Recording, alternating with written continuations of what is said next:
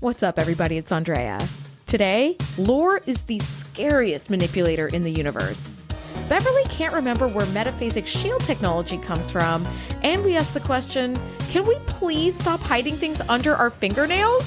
Stay tuned. Welcome to the TNG Podcast, the number one place in the Alpha Quadrant to geek out about all things Star Trek: The Next Generation. I'm your co-host, Shereese. Hey, I'm your co-host, Andrea. Today, we are breaking down Season 7, Episode 1, Descent, Part 2. We are in the final season, and I have a lot of mixed emotions about it. Mostly bittersweet and sad that, we're kind of at the last chapter here. This episode was written by Renee Echevarria and directed by Alexander Singer. Picard tries to free Data from Lore's control. The Enterprise, under the command of acting Captain Beverly Crusher, battles the Borg ship. Oof. So good. We are joined again today with Pip, who was in our Descent Part 1, so the last episode of Season 6. So we're going to start with you, Pip. What were your initial thoughts about this episode? Oh, it's great, isn't it? Yes. There's so much in it. Yeah, absolutely love this. I always love a bit of Data and Lore getting to interact. Brilliant. Love it. Awesome. Yeah, that was succinctly and beautifully put because it's just so good. The last episode was really good. This one is also really good. I'm not disappointed with either of these parts, or I don't feel like, sometimes we have a part 1 where Andrea and I have said, do we really need part 1? In Worf's backstory, for example, we didn't need part 1 at all. We could have just gone straight to part 2. That was where the meat was. But in this case, I feel like part 1 and part 2 are both absolutely necessary, both standalone episodes, basically.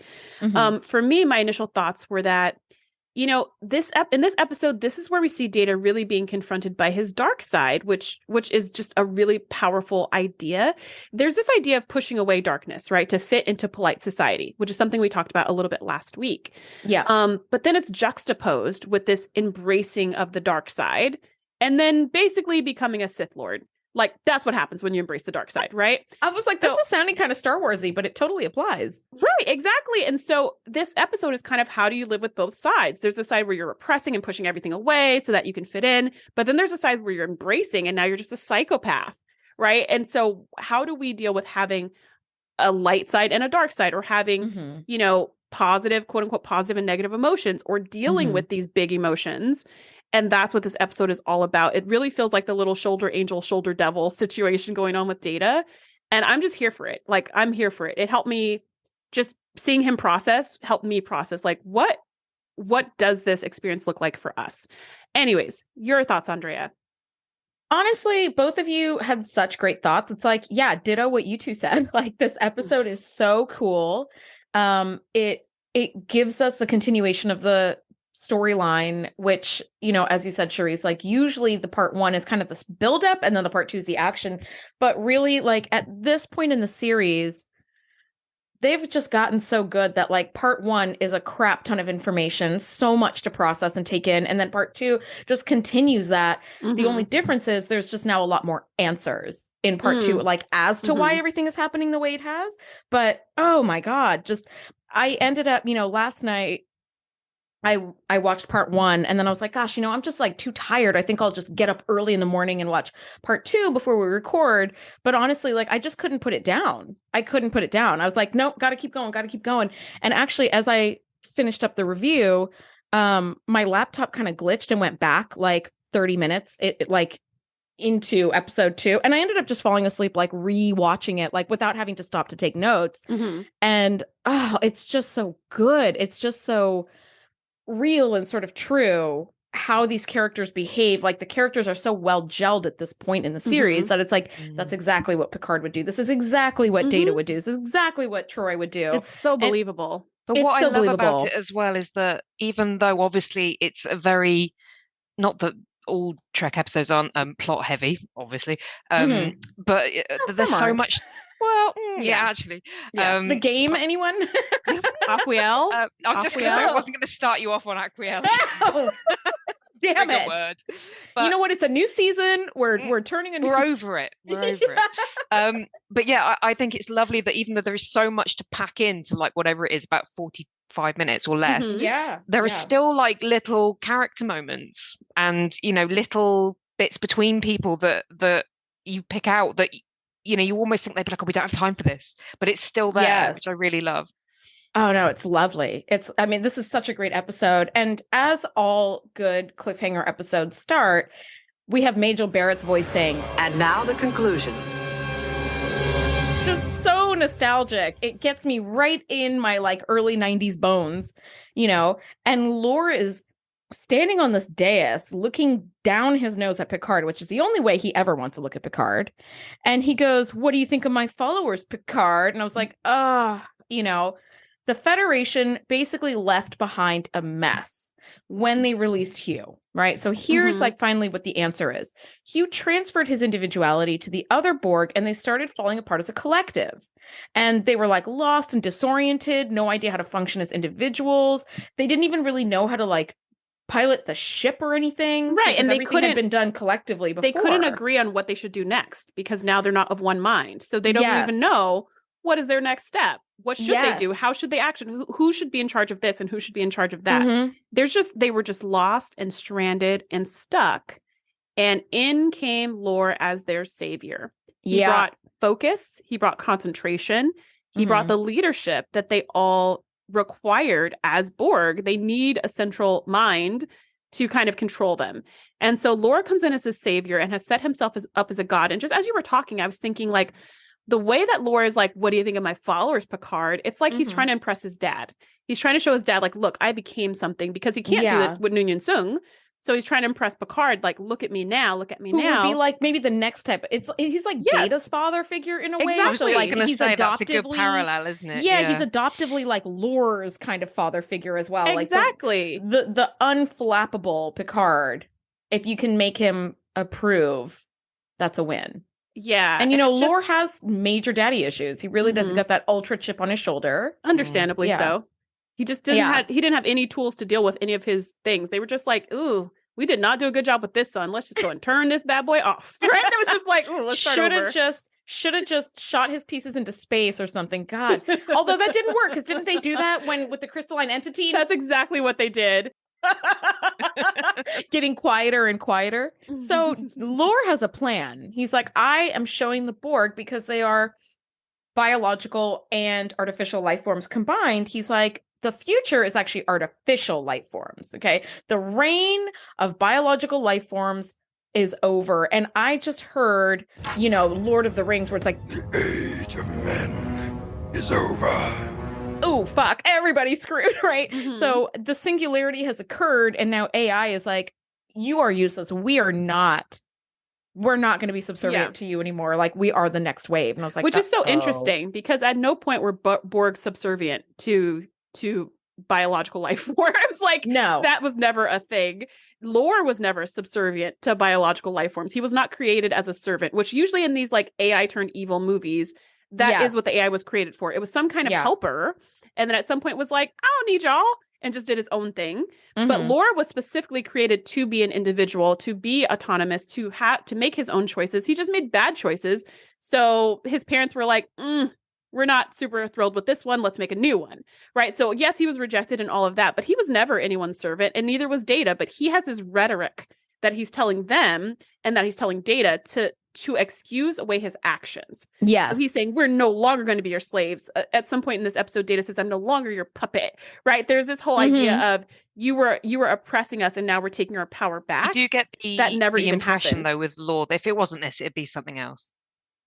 Like, oh, for sure. He's just a little chaos gremlin. This is what psychopathy is. Yeah, he is a chaos gremlin. Oh my God, that's a perfect word for him. He is the chaos gremlin. It feels like some experiences I've had dealing with people who struggle with some mental health issues, where if it's not one thing, they're going to make it something else, and then they'll change the script, and then they'll move the goalposts, and because they still have to kind of manipulate the narrative in however way they need. And you're like, oh, okay. So at that point, it's like, okay, well, I'm out then. Like, nothing I can say or do as Picard or as Troy or as anybody else is going to make a lick of difference. So I'm just going to stop talking, because no matter what I say or do, you're going to find a way to weaponize it, right? Yeah. And meanwhile, the planet's electromagnetic atmosphere is interfering with sensors, which is shocking. So Beverly's like, hello, I can't help at all. Okay. And Riker's like, hey, we've lost the captain's signal. Like, we had it somehow, even though our tricorders can only scan 100 feet in front of us. We know exactly where he was. And now all of a sudden we don't. So can you just like scan from the ship? Granted, we're closer and we're like on the planet or whatever. Lines be Someone damned. put a bell on him. But our something. tricorders aren't working.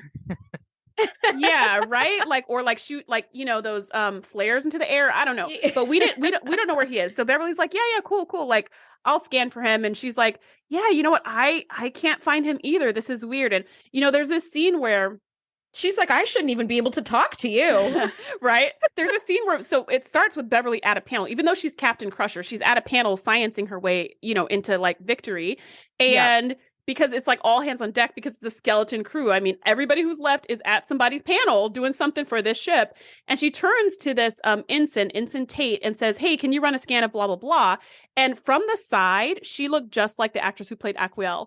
I was like, Aquiel is back. I had to Google it because I was like, what the hell? You guys are seriously traumatized by this episode, aren't you? Yes. Well, yes, for correct. First, yes. But secondly, I was like, did they really bring her back? And I just don't remember that they brought this character back and she ended up working back on the Enterprise, which was her goal to someday earn her spot on the Enterprise. But then when the actress turned her face towards Beverly, I was like, oh, no, it's a different actress. It's just from the side, it looked like her.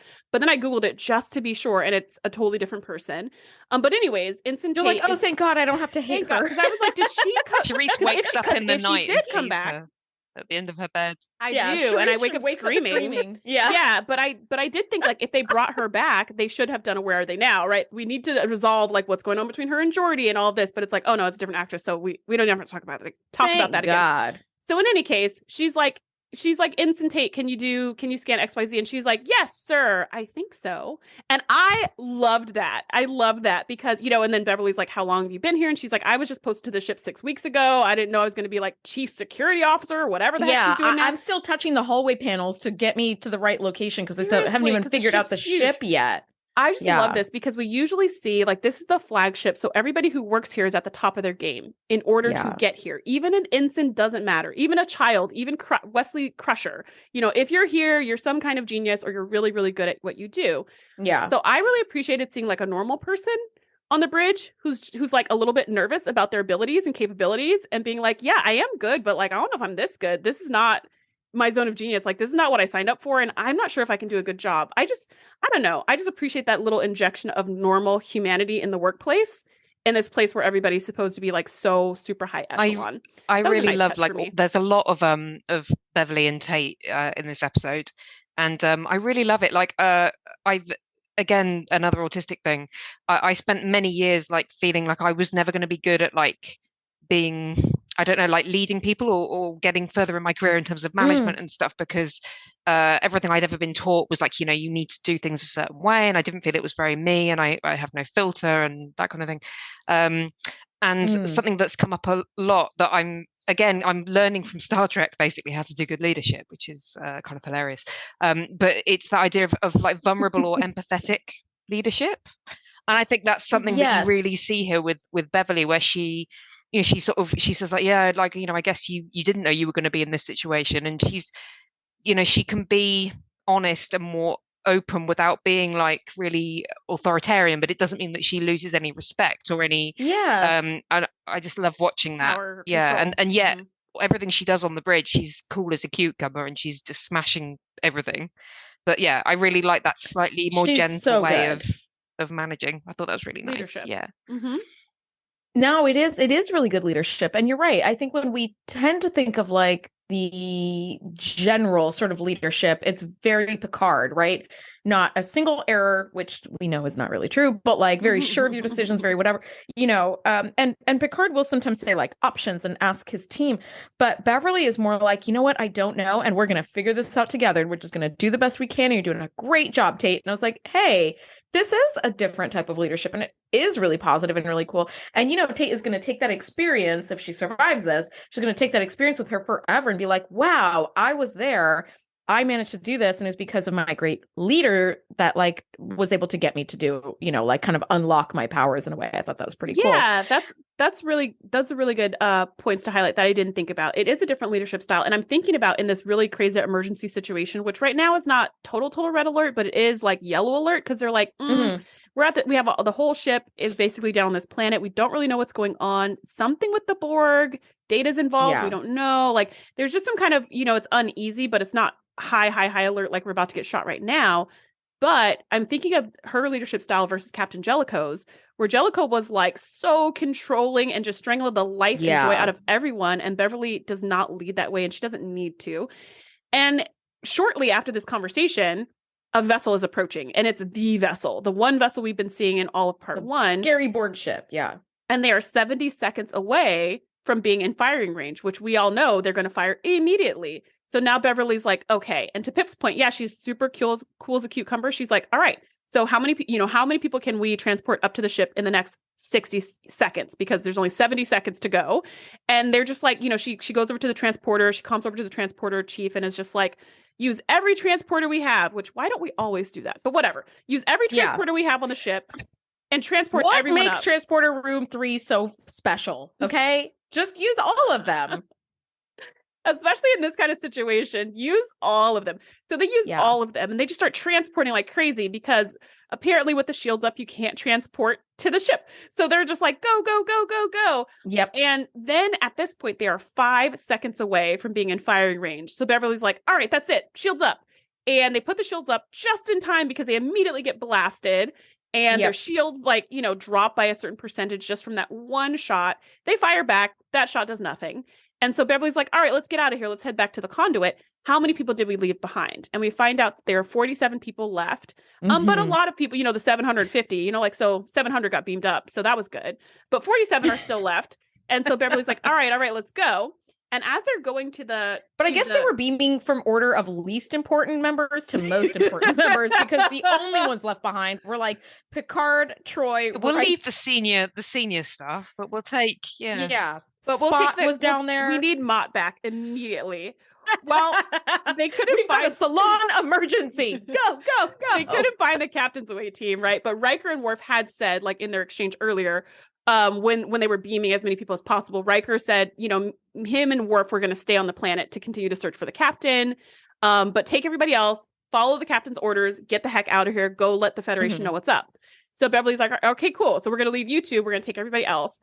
So they're like, go, go, go, go. And they're beaming as many people as they can. And they're going over and they go to the rift. And then back on the planet, Riker's like, okay, I know some people got left behind. So he just kind of does a general comm to whoever's there, which their comm badges still work. So that's nice.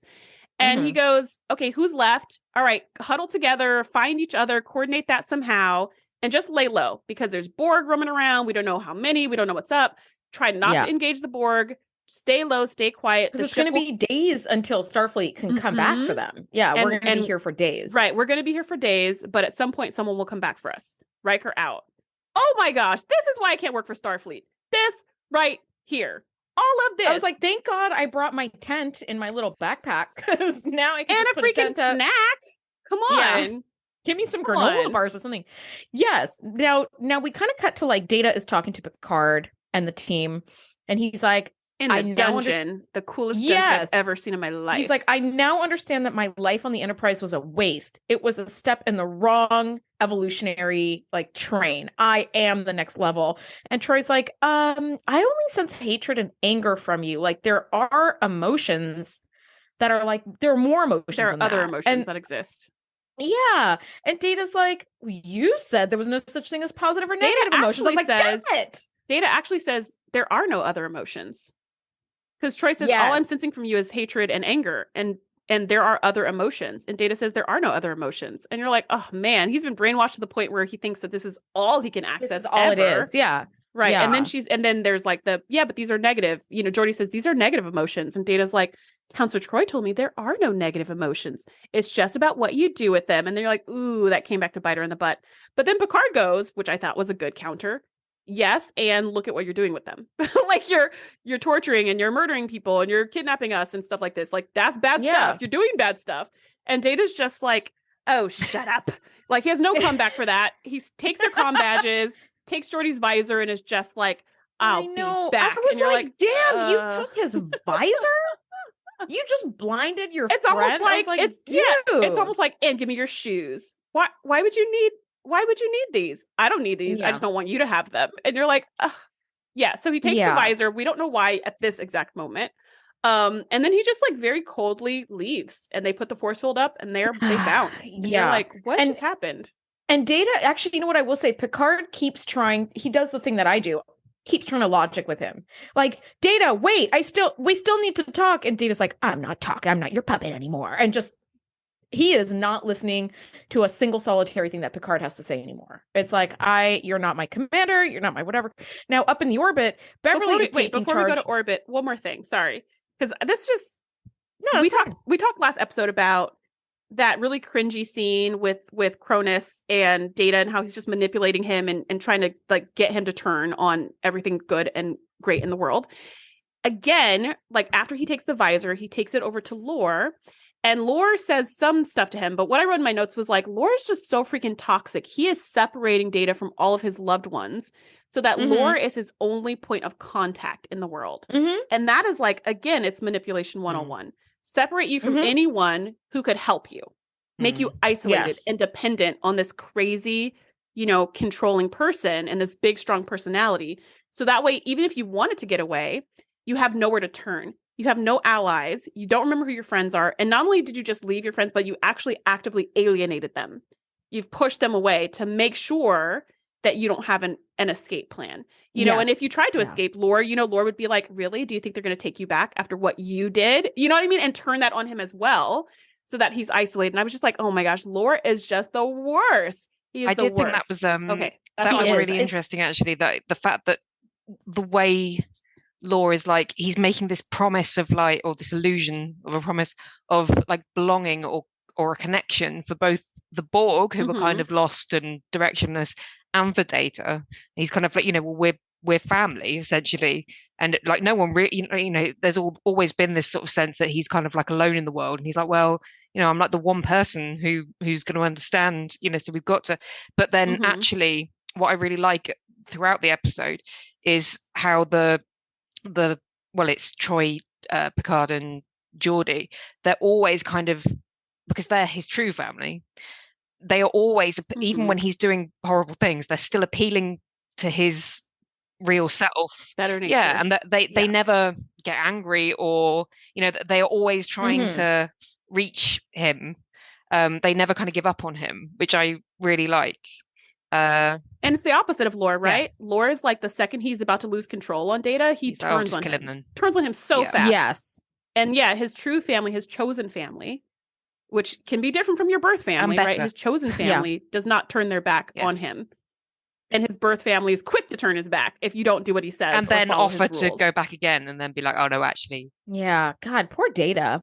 I mean, if he wasn't taking such pleasure in the horrible things he was doing, I would feel really bad for him. I mean, I still do, because it's like, this isn't who you really are. Yeah, Data. He's being like brainwashed, but still. He's manipulated into this. Yeah, he's totally like in like a cult, but he's addicted to this like emotion drug. I think there's also like something I don't think I noticed the first time I watched it, but like I think originally I found it quite annoying that not like, obviously Data's doing out of character things, but he starts to get that kind of Lore snark as well, like the kind of like I've got a friend who doesn't really know Star Trek that well, and she just refers to Lore as sassy Data, and it is a bit like that. He just gets that bit of attitude, But what I kind of picked up more this time, it's almost like he's imitating him, because he's his big brother. Yes, he's like emulating. He's his big brother, so it is that kind of like, I'm going to do what he says. I want him to tell me that I'm doing the right thing. I want to be like him.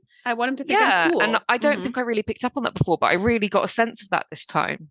But yeah, you're right. And now that I really think about that, if you look at the acting differences between Brent Spiner playing Data and Brent Spiner playing Lore, he ratchets up the snark more with Lore, and Data is still never quite at the same level of like hatred that Lore is. It's very performative. Yes, it really, really is. And later in the episode, when he kind of comes to talk to Lore to be like, are we doing the right thing? He's still kind of harboring those doubts a little bit, so he's not quite as on board with the program as Lore would like him to be. Now, up in the atmosphere, Beverly is taking charge like an absolute boss. She's like, let's launch a buoy for Starfleet to find with some information. I'm like, I'm glad you guys have buoys. finally we're using a freaking buoy. Or, which is like the probe idea. And I love what she said too. She was like, we'll just launch that because that can send a message just as well as we can. I was like, why have we never thought of this before? See, if Crusher was in charge earlier, she would not have sent most of the effing ship down to the planet. She would have been like, we're going to send an 8-man strike team and they'll report do you think back she whenever wrote they have like a them. massive list after she handed back over to Picard? Like, just to let you know, I've made these improvements and don't do that. And yeah. These things that you were doing were dumb, and we're not going to do that anymore. So she's like, scan for any Borg ships. And Tate is like, okay, it could be 30 seconds for the Borg to find us. And Beverly's like, okay, well, how long is it going to take to beam up the rest of the team? And the transporter chief says 1 minute. And I love that Beverly pulls right out of the Picard playbook where she's like, we don't have 1 minute. It's like, yeah, like we're really feeling the like time crunch here.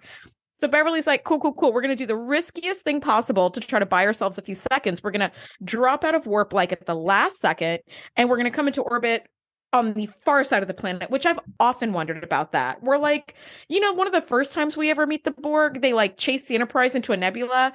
And so the Enterprise is hiding in that nebula, and they're like, well, we're going to have to come out at some time. I'm like, yeah, why don't you come out like the backside, like 200,000 kilometers that way? Like, you don't have to go right past them every time. Like, there's a whole other side you could come into or out of. Like, you can go straight up. Like, you right can go in the to front a 45-degree angle.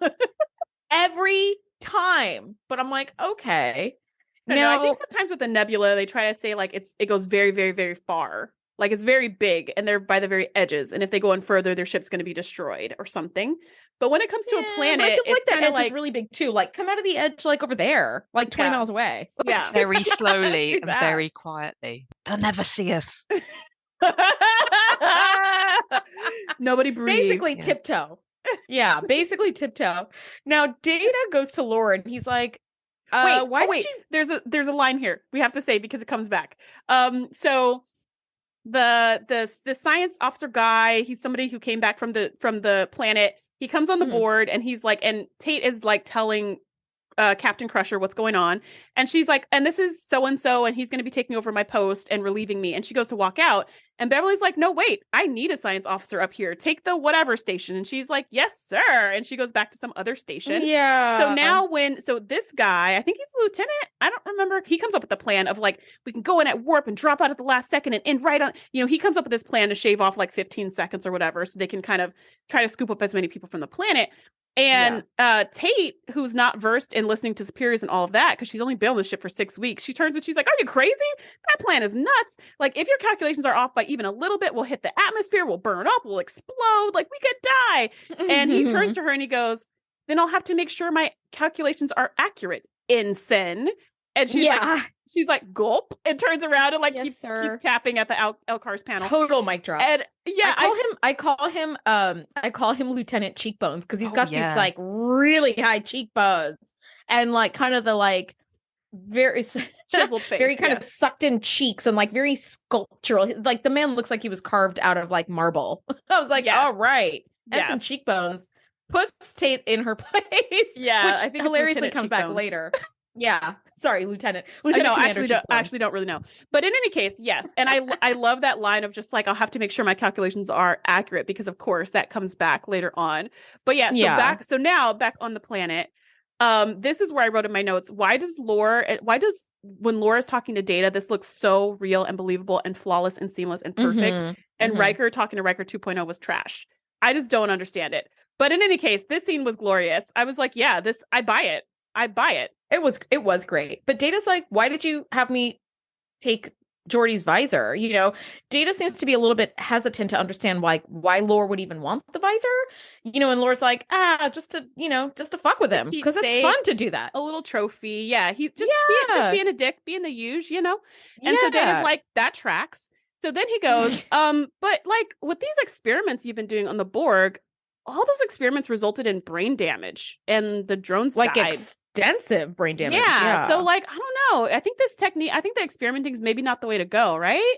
And Laura's just like, well, that's why we're going to do it on the humans, of course. So we can perfect the technique. So we won't lose any more of our Borg brothers. And you're just like, what?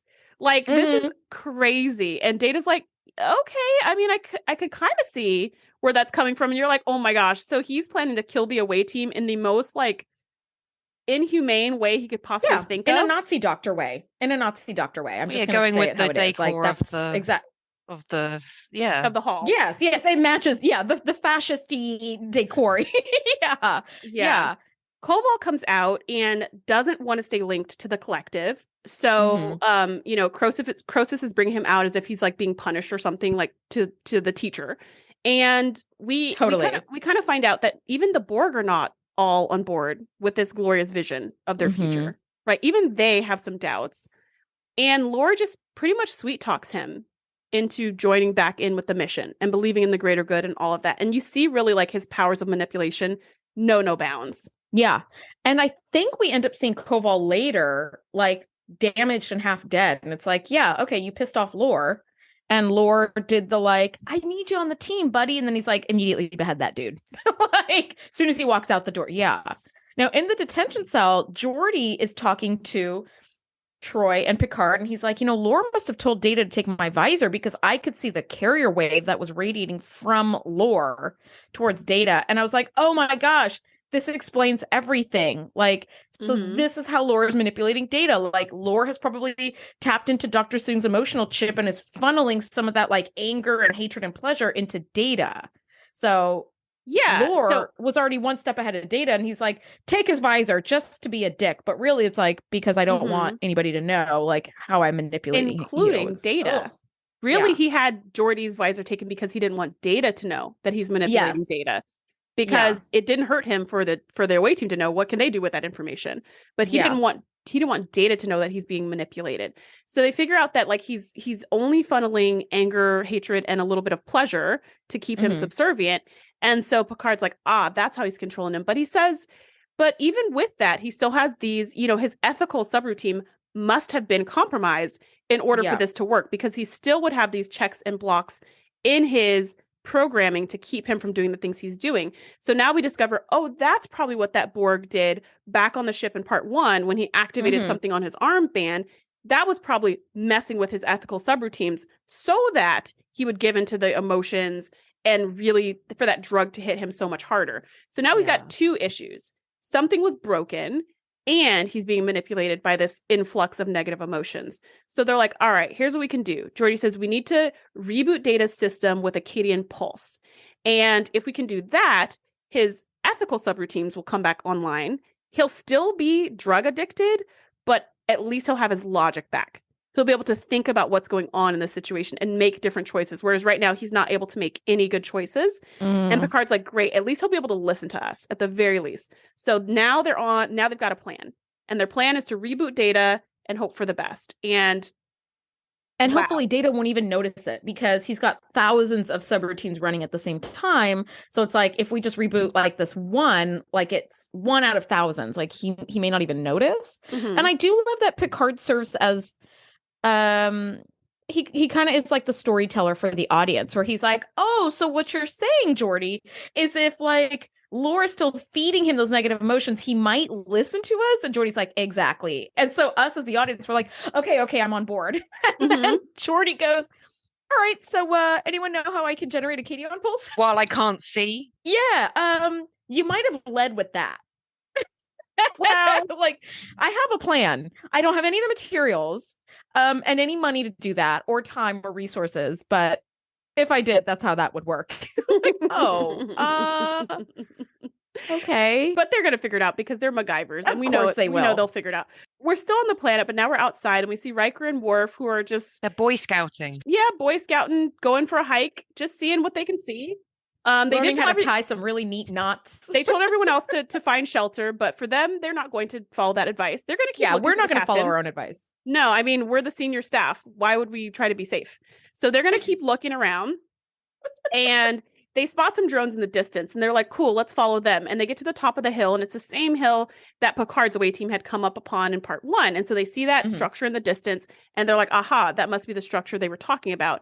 And about 2 seconds later, they're completely surrounded by Borg drones. And you're like, oh, I think that was a trick. They let themselves be seen just so they could capture this one through super well, did ya? Yeah. Yeah. So they are immediately captured. And you're like, oh. But in the next scene, we see them walking through a cave. And you're like, wait a minute. Because you would expect them to be dragged to the hall in front of Lore, thrown into the dungeon and all of this. But now they're going to a totally different place on the planet. And again, you're kind of like, this is again what makes this episode so engaging. Because you're like, where are they going? Why are they going to a different place? What is up? They get to the cave and then bum, bum, bum, we see Hugh. They come face to face with Hugh. And they're just like, oh my gosh, Hugh. You know, and us as fans of the show, we're like, it's Hugh. We're all excited to see Hugh. And Hugh is not excited to see them. And we're like, what is going on? What happened? We were friends last time we parted. What's going on? And Hugh is pissed. He is super pissed. He's like, what are you doing here? You've already given us enough help. Like, you've ruined us. You're responsible for everything here. And Worf is just like, you cannot blame us for any of this. And he was like, we can absolutely blame you for all of this. You set us up to be dominated by lore. And I'm like, yeah, that's true. Like, I mean, but who knew that was going to happen? Yeah. We didn't know that was going to happen. I mean, it's very much Picard earlier being like, maybe the moral thing to do wasn't actually the right thing to do, right? Because Hugh is like, you gave us individuality and then sent me back to the collective, and then like you must have known that would have like fucked with all of our subroutines and programming, so like it kind of destroyed us. And then lore came in as like the great white way and like saved us, and it's been a disaster ever since. There's no company picnic, there's no bonuses, we're being slaughtered. Like, this is awful. Nobody wants to work for this corporation. We don't even have dental. The break room only has like Cheez-Its. Come on. Like the white cheddar Cheez-Its, which are the ones nobody likes. Not even the regulars. Come on. So we find all this stuff out and you're like, oh my gosh. And then we find out more. So lore came in and brought unity and focus, which everyone wanted. All the Borg cheered. All the Borg who didn't kill themselves or turn themselves off or whatever. They're like, great. We finally have like focus and purpose and everything else. And then lore starts talking about these promises that they're going to be a superior species and everything else. And they're like, cool. And then they're like, yeah, we're going to be, forget biological. We're just going to be all androids. And they're like, oh, that sounds awesome. But then very quickly they saw that Lore could not keep his promise. And Hugh takes Riker and Worf like around the corner, and you see these drones that are just like brain dead, but they're still like twitching, and it's just really awful. God, it's really, really awful. It's really awful. And I thought this was really interesting. Like, I think it's Hugh that says, oh, he was trying to make us in his image.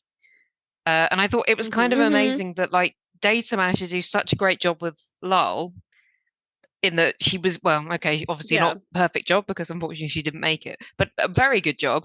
And yet Lore does not seem to be that good at cybernetics.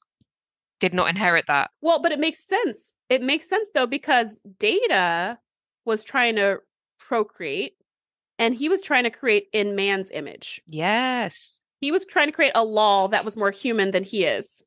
Lore was trying to replicate, and he was trying to recreate his own image and had no idea how to do that. And he was going from people who already exist to try to change them, which is actually what Lore does, right? He's a manipulator to change them to suit his purposes. But Data created someone from scratch, like totally from scratch. So he wasn't finding bodies and totally rearranging, which actually fits with the Borg because that's what the Borg do. So I'm sure at first they were all like, yeah, cool, whatever, like that's fine. But it turns out he had no idea how to keep any of his promises. And then Hugh says that's when he suddenly started talking about sacrifices. Before he was only talking about promises, but now that he can't keep his promise, he talks about sacrifices, which this is what those charismatic cult leaders talk about. It's sacrifices that everyone else has to make that they don't have to make. It's sacrifices that you have to sacrifice for the greater good, but I don't, but you do. And that's exactly what he started doing. And he started experimenting on all the drones. And it's, like you said, Andrea, it's grotesque. It's grotesque. And you're just like, oh my gosh. And Hugh, you know, Hugh asks, what about my friend? Like he kind of drops this in at the end of this whole terrible explanation. And Riker's like, your friend? Who are you talking about? He goes, the one called Geordi. And Riker and Worf just look at each other. And then they look back and he's like, we think he was captured with the captain and, you know, Troy and they're being held in the complex. And he's just like, I wish I could help, but I can't because I cannot risk being exposed and put all of us in this cave in danger. And you're just like, I mean, Hugh is in a very, very difficult position because it's like, look at what this charismatic leader is like doing to us. You know, which I think also serves to underscore just how difficult it is to successfully create an artificial life form. Because Noonien Soong tried it with B4, and that like was very simplistic. And then Lore, which, you know, turned out he was a fucking psychopath. So they was like, okay, kibosh that one. And then Data, right? It's like, it wasn't even Soong's first time, right? And then, Data tried to create Lol, which he did, and then she fell apart and didn't survive. So it's like, yeah, cybernetics is incredibly complicated. Even artificial life forms who are able to make like millions of calculations a second and have the superhuman powers, they would be the ones to do it, and even he can't do it. Where it's like, wow, you guys really are sort of like a miracle of technology, and it's not that easy to replicate. So, poor Data, he's in a really bad position. Poor Hugh, because he's like, we've got this underground resistance happening and we can't resist, right? We're just hiding underground. We can't even resist because we'll literally hiding in some underground caverns, or it's like, oh my gosh. And it does not bode well for the away team, because this is the fate that awaits them, and they have no cybernetics to fall back on. Yep. Now Data sets Geordi to experimentation that has a 60% chance that Geordi won't survive the procedure. So Geordi, we come across Geordi in a torture chamber, essentially, and he's like strapped to this table and he's blind because his visor has been stolen. And Data is so terrifying in this role because he's artificial life. He fucks with Geordi by impersonating Picard and acting like, we're gonna get you out of here, and Geordi's like, okay, you got to act fast because like I think Data just left, and then Data goes, too late. He's so gleeful in his torturing and like psychological abuse, and poor Geordi like can't tell if it's really Picard or if it's really Data, right? So he hears Picard's voice and he thinks he's gonna be saved. Yeah, and then Data has this he has this line. I love Geordi's response to it, but he has this line where he's like, my brother told me that I should work on my sense of humor. What do you think? And Geordi's like, it could use some work. Which is like the best response. Not there yet. That was the best response to this crazy situation that just happened of just, he tricked me and I thought I was going to be released and we were going to escape, but nope, I'm still here and I don't know what kind of torture is going to happen. What like a terrible emotional situation. And his response is so deadpan of like, yeah, I think it could use some work. It just was like, oh my gosh, that's so Geordi. It's very I'm thinking of that Gautier song, Someone I Used to Know, because it's like I feel like I'm like making a glib remark with someone who used to be my best friend, with someone who I used to know, and now I don't know you at all, and it's terrifying. It's terrifying. And Geordi is trying to be like, Data, listen, you're being manipulated by lore, but of course Data's like do like he doesn't want to listen, he doesn't care. And now Geordi's got these neural implants sticking out of his brain. Oh god, the whole thing is just, and the implants too. I don't know how they created this illusion, but that was masterful. The like way he puts the gun to his head and he slowly withdraws it, and there's like something sticking out of his head. You totally get the impression that was inserted deep into his brain. It feels, you know what? I immediately went back to like second grade with the mechanical pencils where you can like push down the plunger and push it against your skin, and it looks like you're being injected. That's what I thought. I was like, oh yeah, I'm in second grade again. I love this. I love this special effect, and it just looked really cool and creepy and scary. And Data's just being a psycho, and at some point, Geordi's just like, hey, if this procedure, actually, I don't even know if he says this at this point about if this procedure goes wrong.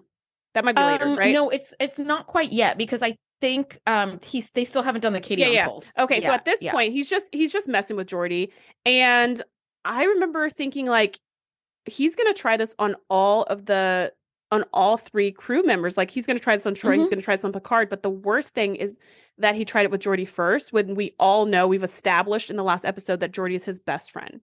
Like, yes, Picard's like his dad, and yes, Troy's like his conscience, but Geordi is his connection to humanity. So killing Geordi is killing his pathway to his greatest goal in life, and severing any possibility of him wanting to even pursue that in the future. Right. And it's just like, it's so like the level of cruelty for lore to do this.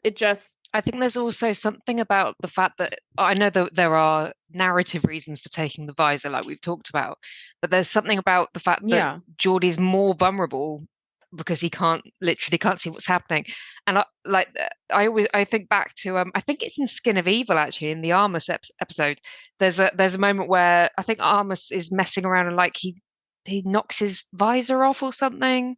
I can't remember, but that he's trying to look but there's for it a in the lovely sand. moment where like Data like helps him up and gives him the visor to his hat and makes sure he can feel it. Yes, and you've seen those moments with them where they're so like I don't know, even when one of them is vulnerable, like, or when Data's like plugged in with half of his head hanging off, they are so vulnerable with each other and know that they're safe with each other. Yeah, they're like a set and in it's a way. really upsetting to then see him like completely helpless, essentially, and for that, I don't know, I think that added something to it and for not me. safe. Sticking needles into his brain. Yeah, it's like, ugh. Now, while this is all happening, Picard and Troy managed to get a little prison escape kind of happening by tricking one of the Borg to lower the force field on their cell. They're like, help, The help. worst Borg guard ever. Yeah, like Picard tried to run into the force field and I think he's in neural shock. He's dying. And if he dies, then Laura's going to blame you. And the Borg's like, fine. And so they immediately lowers the force field, comes over to Picard, and Picard just reaches up and grabs some tubing and like unplugs him. But and I believe that because Picard was a Borg, I believe that he knows the right tube to pull. That's a good point. Oh, see, I feel like you just snatch 20 and you're going to get the right one at some point. But Troy gets about 2 steps out of this escape when she's found by Data and the other bringing Borg. Geordi back.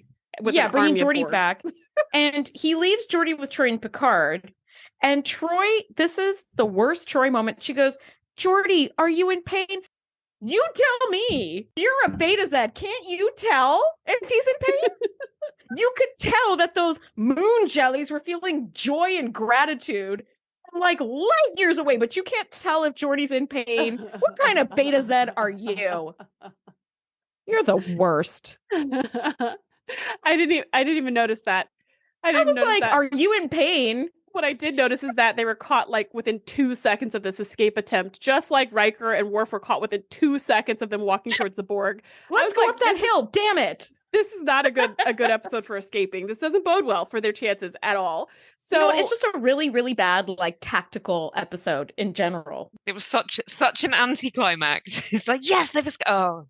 Womp, womp. Yeah, they've escaped. They didn't even get to the stairs. They didn't get around the corner. They're still in the hallway. Yeah, Picard is still in the cell. 1 foot outside. Yeah, Picard's still in the cell and Troy's 1 foot outside of it. So they just turn around, go back to the cell.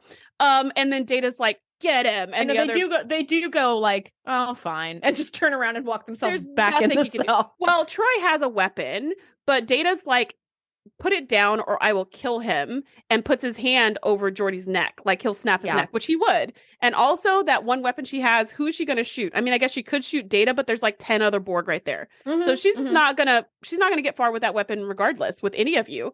So she's like, fine. And so he like tosses Geordi in, and the Borg snatch the guard and drag him away and put the force field back up. And they're just kind of like sitting, kind of reeling about the fact that they escaped, but then they're back in prison immediately. And so Picard shows that he pocketed something that he snatched off of the guard. And he's like, I was able to get this intertechnobabble here. Geordi, do you think we can turn this into Akkadian pulse? Yes, we can. That could like...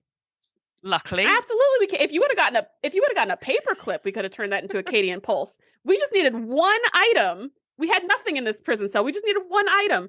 So he gets this one item. And so Geordi talks him through everything, being completely blind, which this is not the first time Geordi's done that. And I'm always impressed. This is, to me, is like Data opening something with his fingertips. That's what this is. Yes. MacGyver something while blind.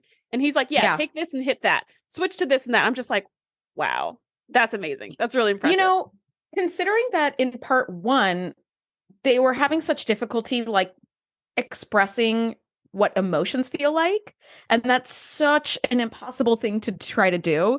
But also, let me talk you through how to do a Akkadian pulse with like a bottle of sparkling water, an eraser, and a paperclip. And like, isn't that interesting? Because we think of technology as hard and emotions as easy, but really it's like, look at how different that experience was trying to describe it to each other and like instruct each other. It's really, really hard. Yeah, that's a really good point. So, which I never thought of until you just said that. Yeah, I would say feeling like I relate to Data a lot. Emotions are hard. They're harder than technology. People are a lot harder than to me, machines. For sure. Or tech. Yeah, Zoom gives us a hard time from time to time, but nothing. Let me tell you, I am very, very in touch with my emotions almost at all times, and I get really sick of that. Where I'm like, can I just put the mute button on these emotions? That would be really great right now. Oh, mute buttons. Yeah. So next thing we see is on the ship, they have stopped moving, and here's the thing. So they're coming back to the ship to like beam people out again. And they only have however many seconds because she was like, oh, you know, we were so close to whatever. But here's my thing. They stop the ship and then Beverly's like, report. And they're like, well, we've done such and such and such. And then she's like, okay, well, start beaming them out as soon as the ship. And I was like, why didn't we coordinate this beforehand? Why are we, you wasted 5 seconds with this conversation, 5 of your precious seconds. What? Yeah. And you only had like 3 seconds to do this. You only had 3 seconds. Why didn't you coordinate? Like, hey, when the ship stops moving, do this. I thought the same thing. Cause it's like, okay, now we're out of warp. Transporter chief, are you there? You still awake? No? Maybe get a cup of coffee? Okay. Hey. Can you transport? Hey. Yeah, it's like, buddy, the second we're out of warp, you start transporting indiscriminately. I don't even care if you pick up a couple of Borg. Just get people. Picking up like rocks from the planet and like animals. Yeah, it's like that stupid Up the Long Ladder episode when they've just got like hay beamed on. Hay and stuff pigs like that. everywhere. Who gives a shit? Get them all up. Get them all up. Doesn't matter. We can sort out the mess later. Go, go, go, go. Yeah. So that was really irritating to me because I was like, this, why are we? I thought the same thing too. No. We're in warp now. In 10 seconds, when you drop out, just start picking shit up. We also had this conversation before we went into warp. We could have talked about this when we were back at the conduit, making our plans to come back here. Here's what we will do next time. Like, well, at this point, they're getting the drop on the Borg and they're picking people up, and there's still 6 unaccounted for, including the 6 most important people to the Enterprise. And now somehow I think the Enterprise gets hit, so they've lost warp. Yeah. And I wrote in all caps, oh my God, I have no idea how this is going to turn out. You know, like I didn't remember this. And what a clever thing too, that they got hit in the nacelle so that they lost warp, where usually they get hit like at the saucer part and it doesn't really, it just hinders their shield sometimes. You just hate it when you get hit in the nacelle. But it's smart. It's like hitting them in the kneecap, right? It's like, why doesn't everybody just shoot for the nacelles? Because then they can't run away and you could just blast them. So my immediate thought was, why not make the warp nacelles like an internal part of the ship? Because it's not like, hey, here's our like Achilles heel. Don't hit us. So like out there, aren't they? Yeah. I always felt like all that glowy stuff was radiation coming out of them. It must work for them because they do it on every ship and have done for about 300 years. It's a necessary ship design, clearly.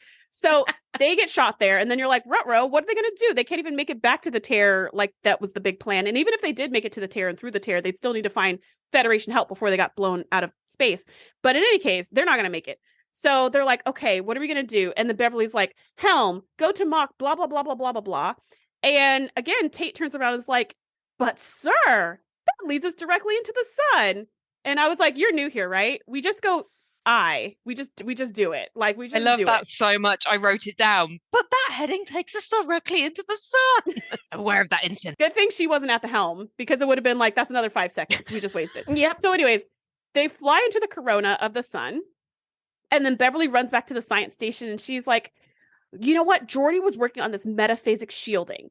Where are we at with that? And I was like, Geordi was working on this. The Ferengi invented this a few episodes ago. And we know that the technology works because you tried it personally, Beverly, in a shuttle and survived. What are we talking about? She's had too many Coco No-Nos and she can't remember so good. Okay. Because I was like, Beverly, this was your whole pet project, number one. Number two, multiple fatalities were reported as a result of this experimentation. Number three, you took this ship in. Mm-hmm. Yeah, this is not Geordi's nothing. You know, like works. It's not Geordi's. Geordi wasn't even in that episode. We joke about how, like, because it's quite episodic at the end of the episode, that everything sort of goes back to normal, even if something really traumatic or bad has happened. It's quite funny if it just happened to them like that. So it's like, oh yeah, but I forgot about that because it was like 4 episodes ago. The science is gone. But they said metaphasic shielding. It was the exact technology used to survive inside a corona, which to me says some writer remembered this technology. Mm-hmm. Someone had to do a search through the stacks of scripts or something to bust out metaphasic shielding. But when they found said script, they didn't read the part where we've already perfected this technology and know that it works. So, but you know what? It might work for us. Which is what happens. Yeah. So Beverly's like, well, let's just try it. I mean, we have no options because like within 3 minutes, our ship's going to be destroyed if we stay inside this corona.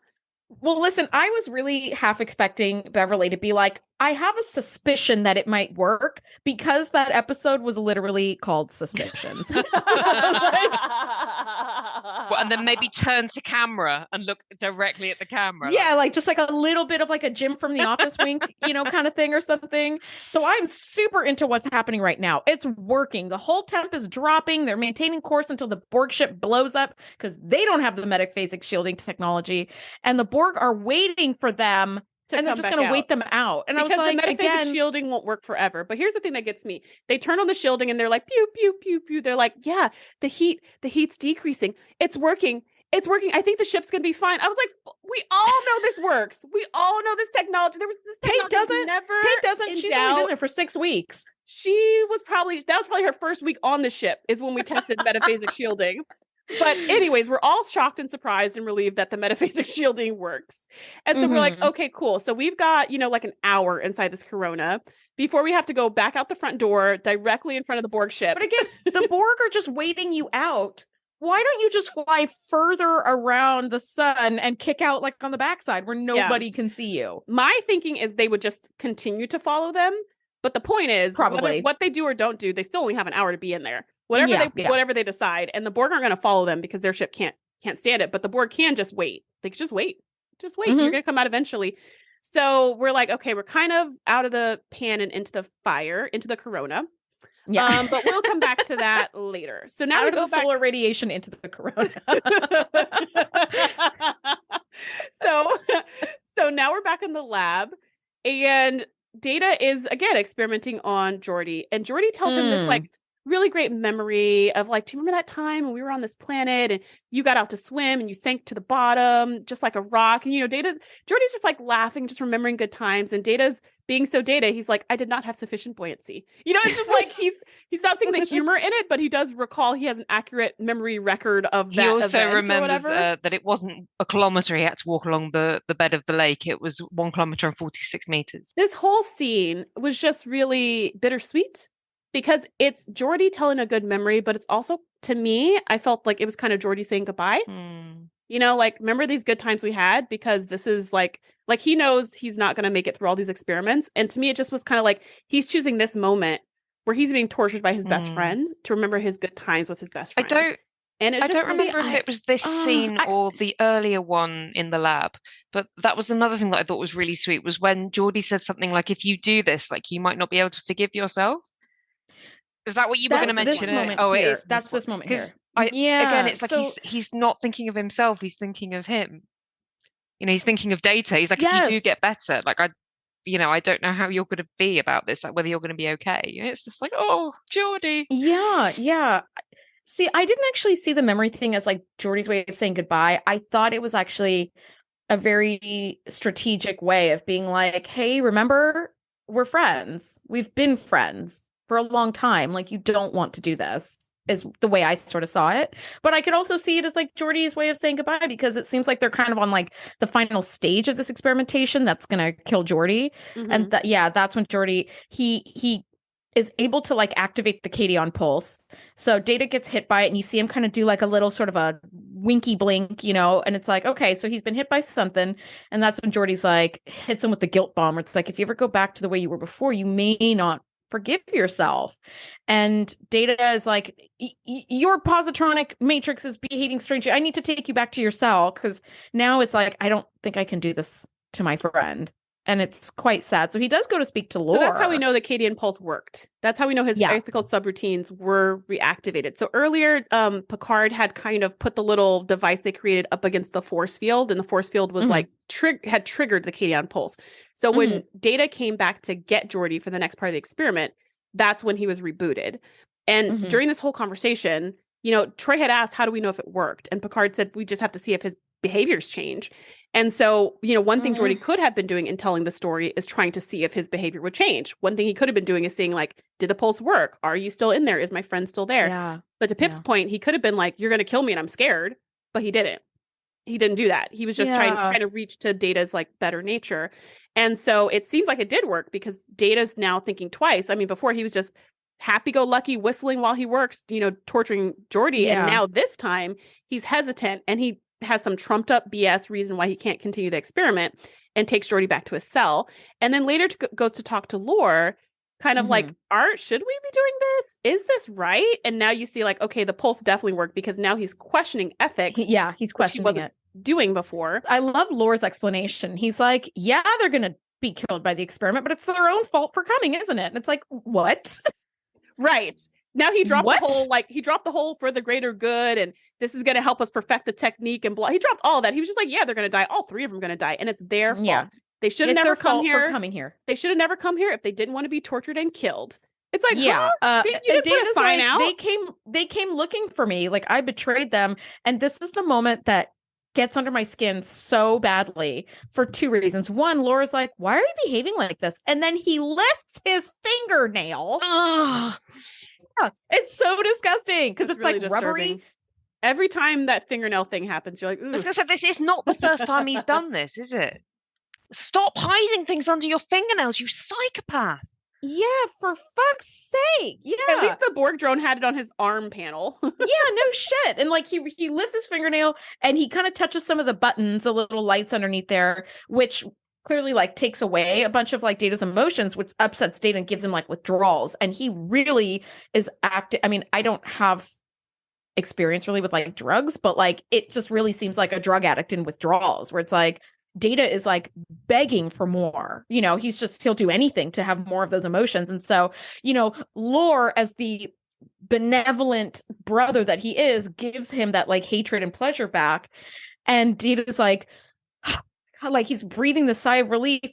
And then he makes Data thank him. And I was like, like I can't, the manipulation and the gaslighting is so, I've been through some pretty traumatic, like emotional manipulation. And so watching this, I'm like, oh my God, like I was not okay watching that. It really, it was so sickening. The writing so sickening to me. The writing is extremely masterful. The writing is very like legit, and the acting out of it, you just buy all of it. You're like, Lore is the biggest manipulator in the galaxy, and he's terrible. Like he makes him thank him. And then after he thanks him, after Data's like, thank you, brother, you know, Laura's like, don't mention it. I just hope this clarifies things for you. Right. So he makes him thank him and then tells him, I'm not going to even accept your thanks. I just want you to know that I will do this to you at any point in the future if you do not completely obey me. Is basically what he's saying. But he's trying to do it in such a like without threatening. He's threatening him without threatening so that he can still pretend to be like a good person to Data. Yeah, it's vague. To be like, I never said anything like that. And you're like, but you did all of that stuff. You don't have to say the words, man. You did it. So yeah, your actions speak louder. But this is the first point where Data is like, wait, I think my brother's kind of fucked up.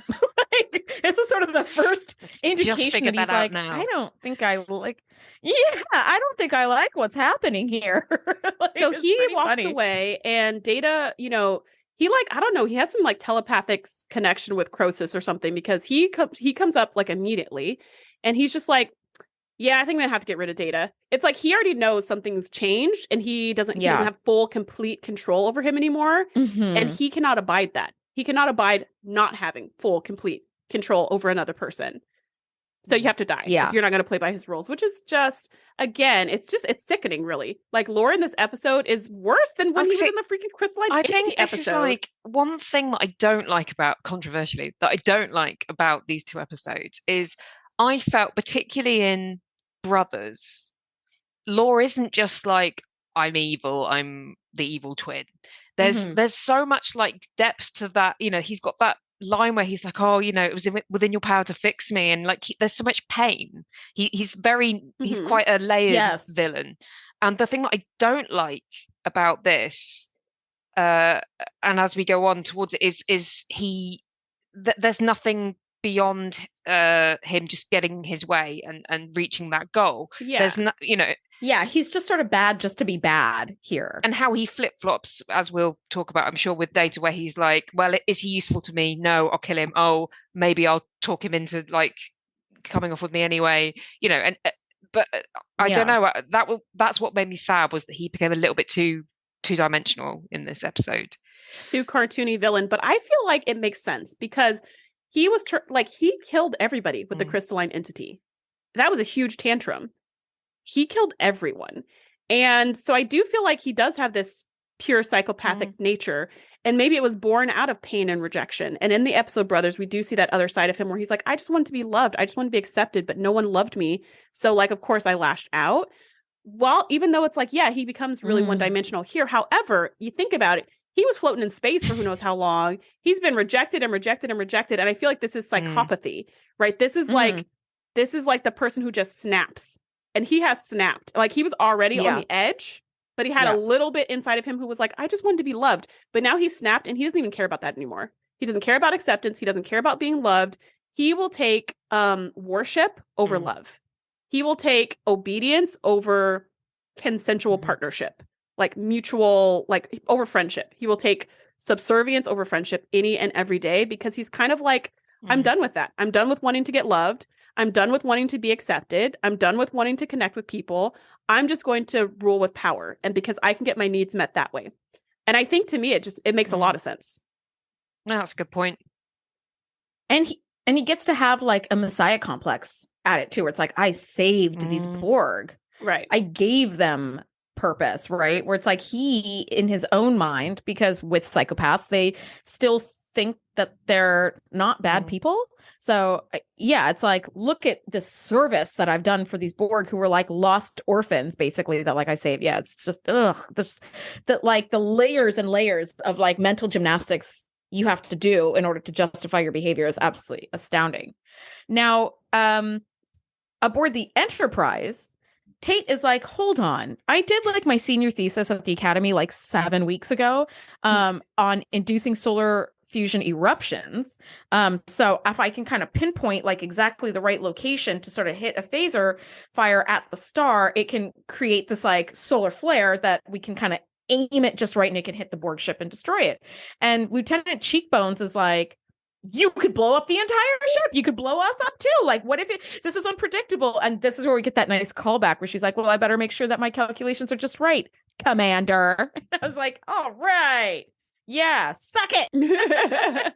I love the callback of that line too, because I do feel like, you know, in the beginning, she questioned him, which is like not appropriate in this hierarchy. But like is exactly what we would be thinking if we were in that situation. And then here he questioned her, which again is not appropriate the way he did it, because it's not how senior officers question other people's plans, right? They're just like, but couldn't we have such and such, right? Like we don't see the bridge crew treating each other like this. However, I just love that they were both like, they both were kind of like feisty about it. And they were like, well, I guess we'll just have to do a good job, won't I? And just roll their eyes. And they're like, it just shows that they're kind of immature in this role, which makes sense because they're not normally in these roles. I love that callback. I love that line.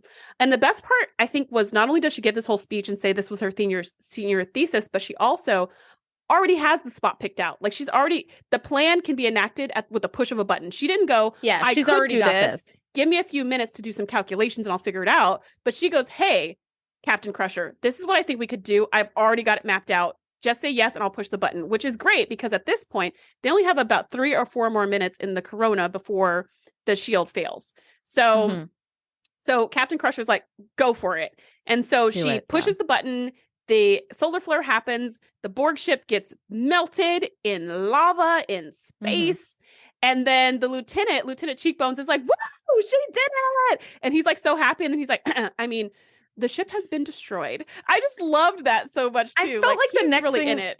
I felt like the next thing he was going to do was claim credit for it. I was like, watch this dude try to take credit for this woman's brilliance. He did it. But he didn't. Her side. He basically high-fived her in his heart, and then went back to being professional. I mean, the ship was destroyed. Good job. Well done. So Lore shows up and he decides it's time to test Data's loyalty. And again, we're really leaning into like the Nazi loyalty test kind of thing, which I don't know if you guys know this, but SS officers at the very beginning, pre-World War II, were all like given puppies to raise for like a year or something. And then as a loyalty test, to see if they really would follow like Hitler's orders, they were ordered to murder the puppies that they had raised. And many of them did. And it was just like the ultimate sickening psychopathic loyalty test. And I felt like that's kind of what was going on here, where Data's like, now you got to kill Geordi and everybody, just kill them all. They're not really your friends,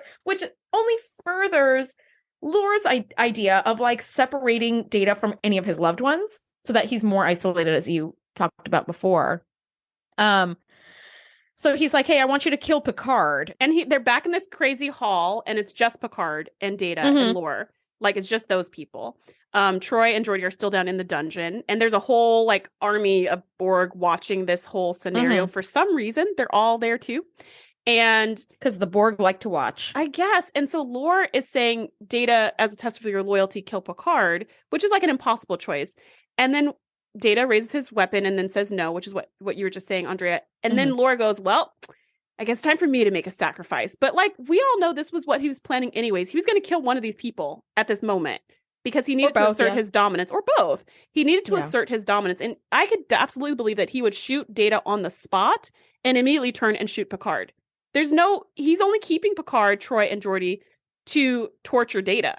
That's it, their only function. So without Data, he doesn't even need them. Even the experiments that he says, I mean, he might still do them for funsies, but like the reason he's keeping them and the reason he's having Data do the experiments specifically is to manipulate and torture Data.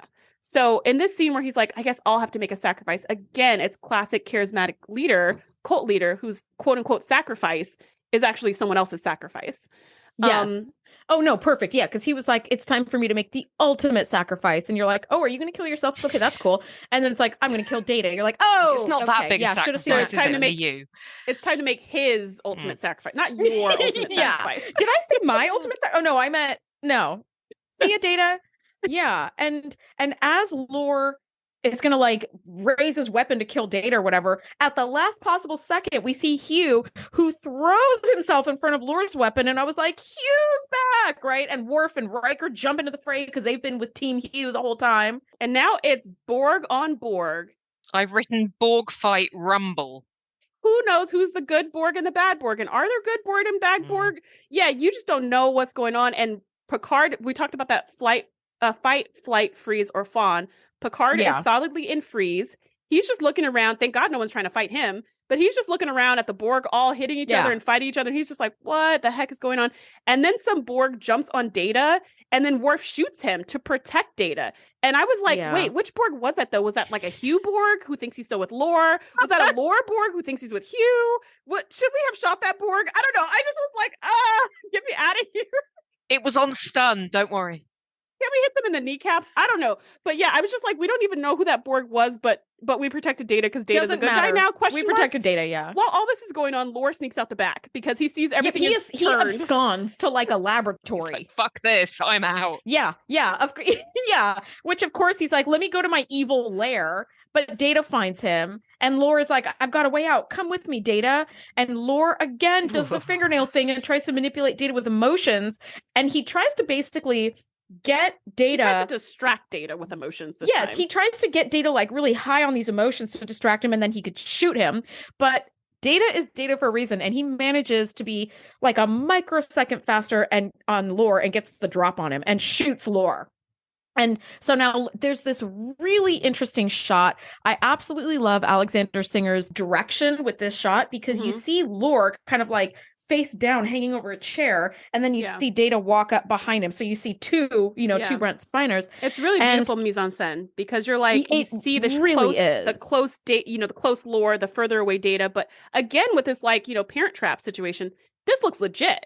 Like it looks like there were two of them. Do this? I don't know, but it looks legit, and you're just like, you're so in the moment that you're not even tripping on the fact that this is one actor doing this two times and then splicing them together. It just looks so real. No, they killed it. And Data has to deactivate Lore, and Lore's like, without Lore's like disabled because he's been shot, but he says, without me, you'll never feel emotion again. And Data says, I know, but you have left me with no choice. And I was like, like it's which is so. See, this is how Data kills. He doesn't kill with rage and anger. He kills going, I had no other choice.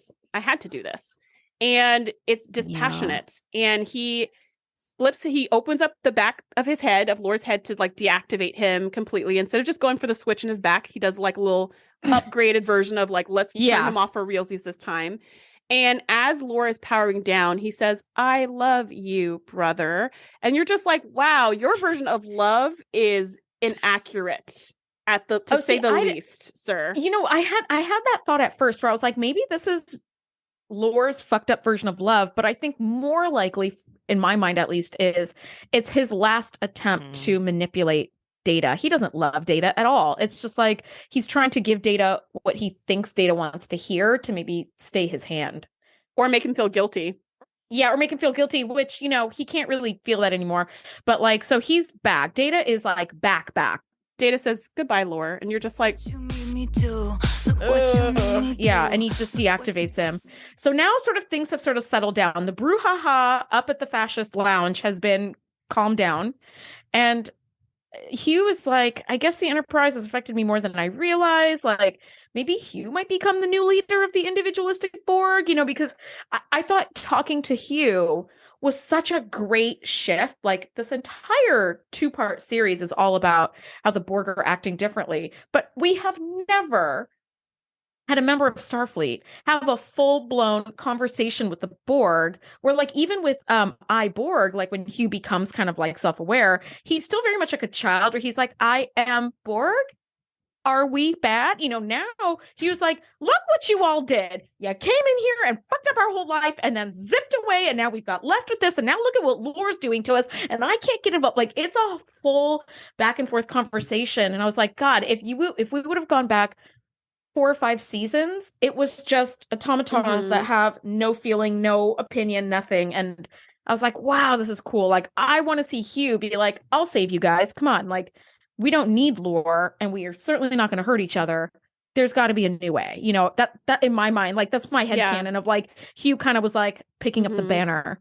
And it's so hard to imagine, like, as far as the where are they now, it's so hard to imagine the next step from this situation, because these are a bunch of independent Borg stranded on this planet who don't know how to be.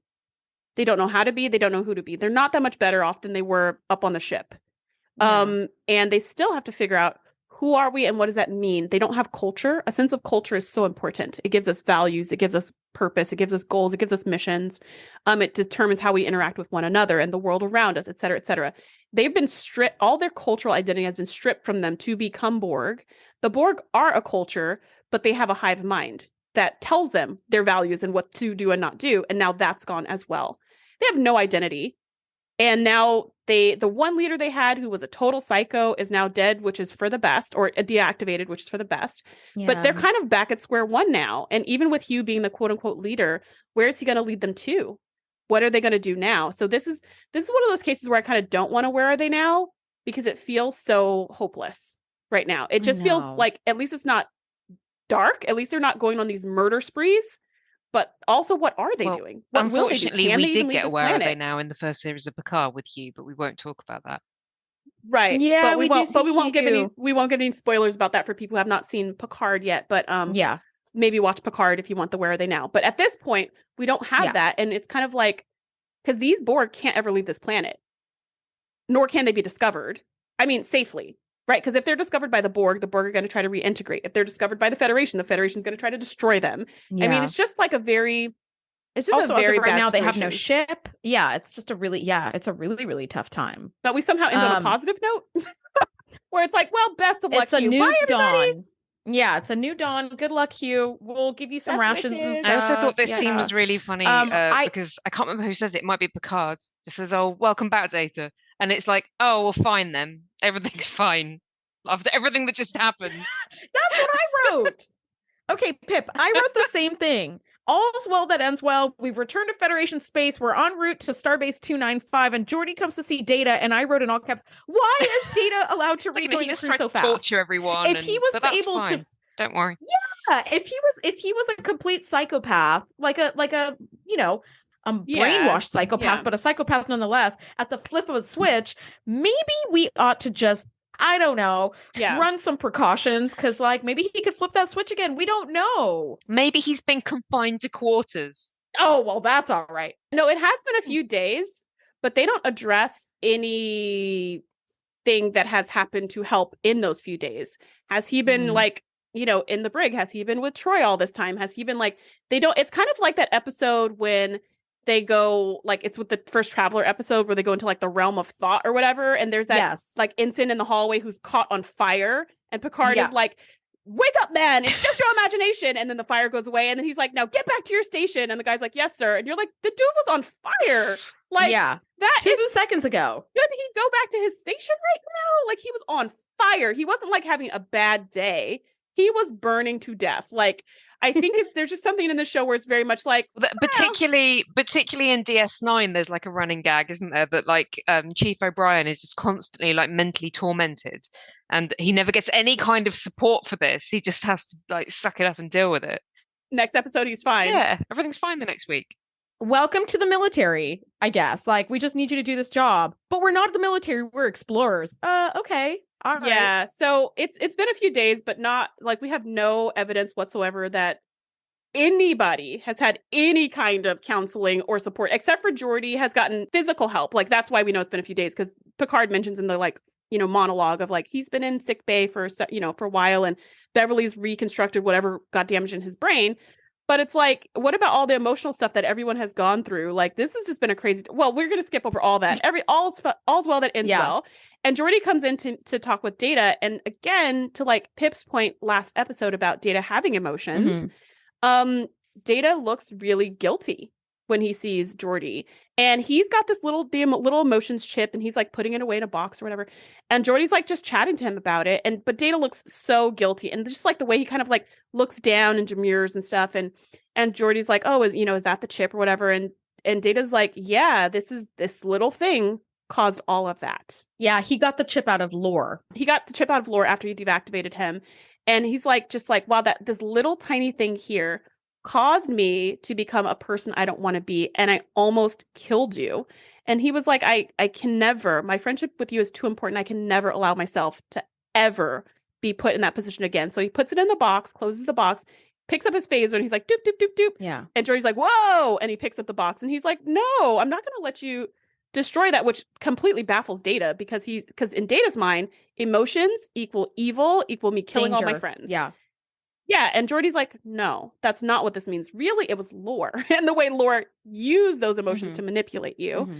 But Geordi's, again, with this friendship, he's just like, I wouldn't be much of a friend if I let you give up on a lifelong dream. So maybe someday, when you're ready, we can go back. And the emotion chip doesn't work, by the way. It was damaged when Lore got shot, but it could be repaired, in theory.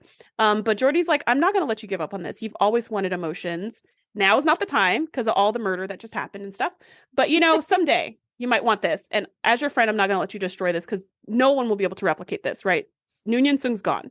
And again, I thought that was just I just love their friendship. I feel like Geordi gets the friend MVP award because, wow. I mean, he's on the verge of dying, and he's talking about these lovely memories he had with Data and kind of laughing about it. And he's, as you spoke to, Pip, that was very insightful. I didn't even think of that, where, he, even at the last moment, he's like, you may not be okay with this if you ever snap out of whatever is happening to you, which he's more concerned with like Data's well-being, once he's dead. And even here, it's like, yeah, you did almost kill me like 6 times in the last few days because of this emotion chip. So for Geordi's safety, I'd be like, yeah, get rid of that thing. But like, even Geordi as a great friend is like, hold on.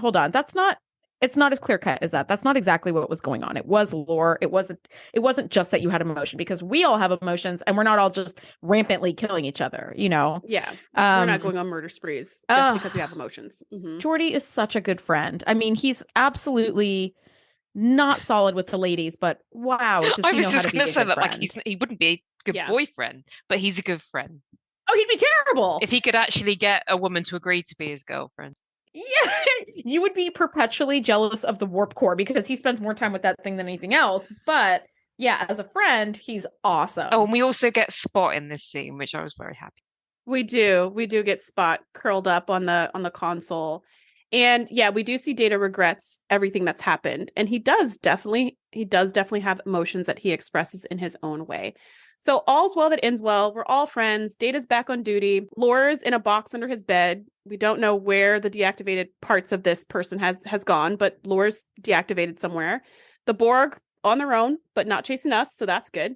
We're going to go back through this transwarp conduit like nothing ever happened and never speak of this technology again. Okay? Or metaphasic shielding. No. Who even designed that? No, Beverly. It's somewhere in the archives. Dig it up in the computer. See if it's in there somewhere.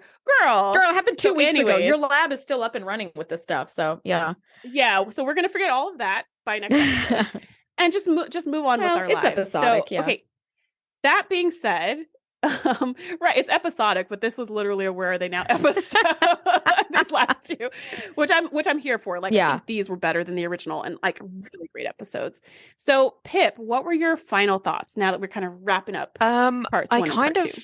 love these episodes, but I also find them a lot. Like I think they're hard to watch. We've said a lot. I mean, and it for me, it's not just seeing a character that I like going through difficult things, because like you get a lot of that in Star Trek, but I think for me a lot of it feels quite personal in a weird way. So it's a tough watch, but in terms of like great character moments and character development, I really love it. It is really great character development, and it gives Data a little bit of like what he's always wanted. He's always wanted to be able to feel emotion, and here he gets it, and it gets very squirrely very fast. Yeah, these two are two of my favorite episodes. I don't think I would put what was the episode we just had the other day? Timescape's like a top 5 or something. Like that one I would watch over and over again. These two I would not. And again, it's because of the heaviness. And it's similar to the episode with Captain Jellicoe, right? Like such a good episode where Picard's getting tortured and stuff, like well-told episode, I should say, not like fun. It's very well told, very well written, very well acted, but it's so heavy and dark that I can't make it a favorite because I don't want to watch it again. It's too hard to watch to enjoy. And I feel like that about these two episodes. They are some of my favorite episodes. They are so good. We've got this internal struggle between good and evil. We're seeing the beauty of friendship. We're seeing chosen family versus birth family, which I totally resonate with. There's some people in my birth family where I'm like, oh my gosh, I love them. And there's some people that are basically strangers. And then I've got my chosen family who have always to me felt closer than, some of my immediate family members. So that totally resonates with me. And at the same time, it's so heavy that it's not going to be on the rewatch list of that. I could just watch this every week because it's just kind of too dark and sad. But overall, I would give these episodes a 10 out of 10. Yeah, I agree. I think they're really strong episodes. I wasn't super looking forward to recording these ones only because they are quite heavy, quite sad. There's a lot of viscerally disgusting moments like the fingernail thing and the drug addict thing and but I will say these episodes are great.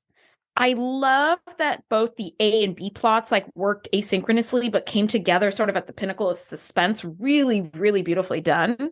We get to see Beverly as captain, and man, does she knock it out of the park. Absolutely nails it. The only thing I wish we could have seen is Beverly saying, you guys work on those calculations, I'll be in the ready room. And like have her be in the captain's chair in the ready room would have been having a cup of Earl Grey. Yeah. She's like, replicator, can you do a Sprite? Like, new captain, new rules. But great episodes. Also very, very happy to sort of be at the tail end of it and not have to watch it again because they are very heavy and disturbing episodes. But again, a testament to how well the writing, the directing, the producing, everything was just absolutely killer.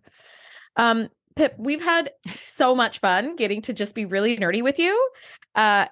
This has been an absolute treat for us. And we hope it hasn't been too torturously long for you. Oh God, not at all. I could go all night, mate. Plus, everything you say is just so much more brilliant because you've got that killer accent. So we're like, tell us more about transport conduits, please. So it's been lots of fun, guys. We are totally in the final season, which is very bittersweet, I think. But guys, next week we are breaking down season 7, episode 2, Liaisons. Thank you so much for nerding out with us on these marathon episodes, and we'll see you next week. Bye.